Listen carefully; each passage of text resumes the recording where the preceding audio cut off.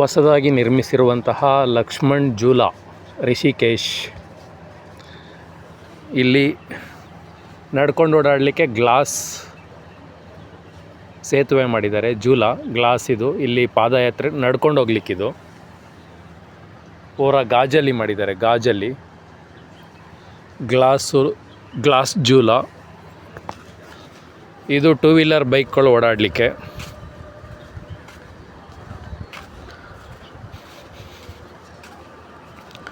ಹೊಸದಾಗಿ ನಿರ್ಮಿಸಿರೋವಂಥದ್ದು ಲಕ್ಷ್ಮಣ್ ಝೂಲಾ.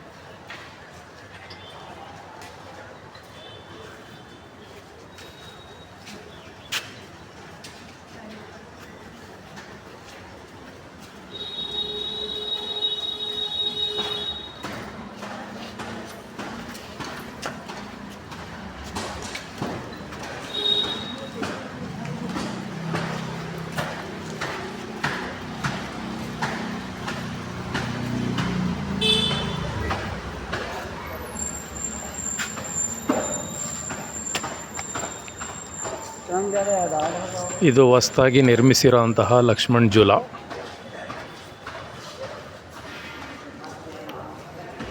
ಇದ್ರ ಪಕ್ಕದಲ್ಲೇ ನೀವು ನೋಡ್ಬೋದು ಹಳೇದು ಯಾವ ಥರ ಇತ್ತು ಅಂತ ಹೇಳಿ. ಇದು ಹಳೇದು.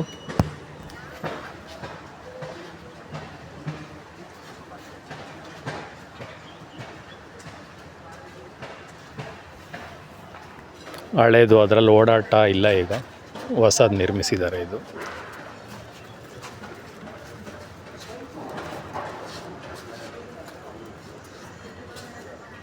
ಗಂಗಾ ನದಿಯ ಅಡ್ಡಲಾಗಿ ನಿರ್ಮಿಸಿರುವ 3 ಝೂಲಗಳು: ಜಾನಕಿ ಝೂಲಾ, ರಾಮ್ ಝೂಲಾ, ಲಕ್ಷ್ಮಣ್ ಝೂಲಾ.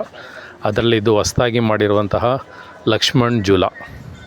ಸೊ ಇವಾಗ ಹೊಸ ಹೆಸರು ಕೂಡ ಹೇಳ್ತಾ ಇದ್ದಾರೆ, ಹನುಮಾನ್ ಝೂಲಾ.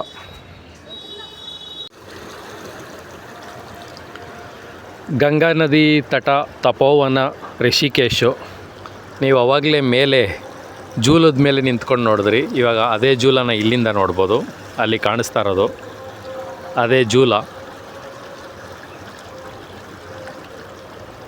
ಸೊ ಹೊಸದಾಗಿ ನಿರ್ಮಿತವಾಗಿರುವಂತಹ ಝೂಲಾ. ಸೊ ಅದ್ರ ಕೆಳಗಡೆಯಿಂದ ನಾನೀಗ ವಿಡಿಯೋ ಮಾಡ್ತಾಯಿದ್ದೀನಿ. ಗಂಗಾ ನದಿ ತುಂಬ ಮಳೆ ಬಂದಿರೋದ್ರಿಂದ ತುಂಬಿ ಹರಿತಾ ಇದೆ. ಆ ದಡದಲ್ಲಿರೋದೆಲ್ಲ ಆಶ್ರಮಗಳು. 16 ಆಶ್ರಮಗಳಿಲ್ಲಿ ಇದ್ದಾವೆ.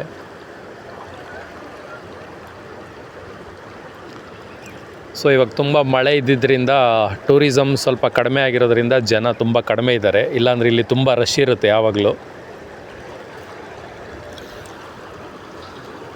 ಬೆಟ್ಟದ ಮೇಲಿನ ಸೌಂದರ್ಯ ದೃಶ್ಯಗಳು.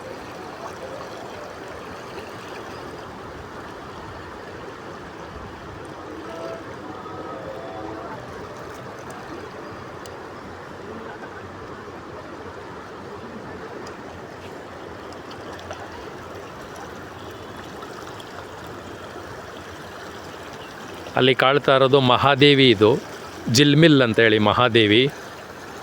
ಅಲ್ಲಿ ಮೇಲೆ ಕಾಣಿಸ್ತಾ ಇರೋಂಥದ್ದು ಅದು ಜಿಲ್ಮಿಲ್ ಮಂದಿರ ಅಂತ ಹೇಳ್ಬಿಟ್ಟು.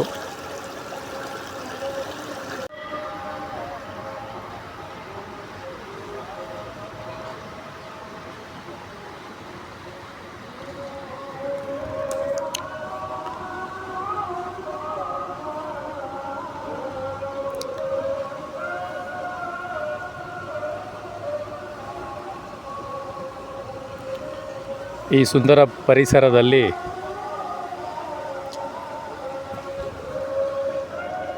ಬಂಡೆಕಲ್ ಮೇಲೆ ಕುಳಿತು ಸ್ವಲ್ಪ ಹೊತ್ತು ಧ್ಯಾನ ಮಾಡೋಣ ಅಂತ ಹೇಳಿ